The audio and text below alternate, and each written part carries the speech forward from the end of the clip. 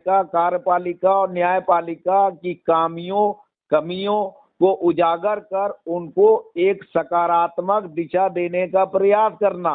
लेकिन हमारे देश के पत्रकार नेताओं यानी कि विधायिका, कार्यपालिका और न्यायपालिका को कुछ सुझाव देने के बजाय उनकी चमचागिरी, चाटुकारिता में लगे रहते हैं और उन लोगों से अन्यथा लाभ प्राप्त करते रहते हैं।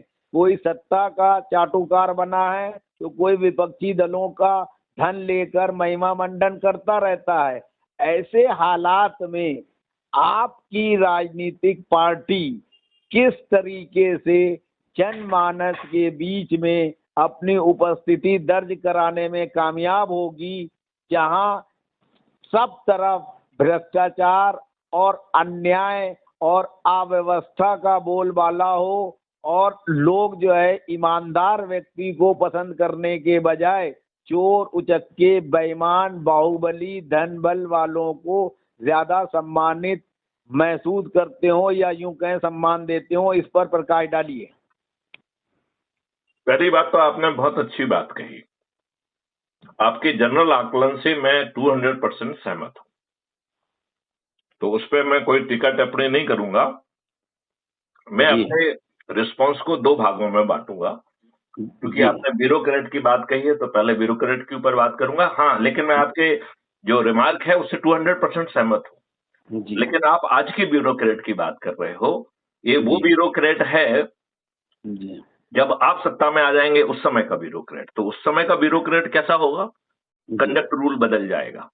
ठीक। तो कंडक्ट रूल क्या होगा ये समझने की जरूरत है। तो कंडक्ट रूल देशभक्ति का होगा।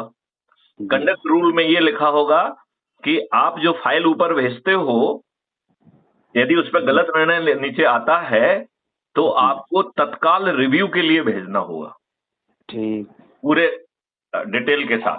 और ये कंडक्ट रूल के तहत आपकी जिम्मेदारी होगी। आप महसूस कर रहे हैं इसके लिए नहीं है ये।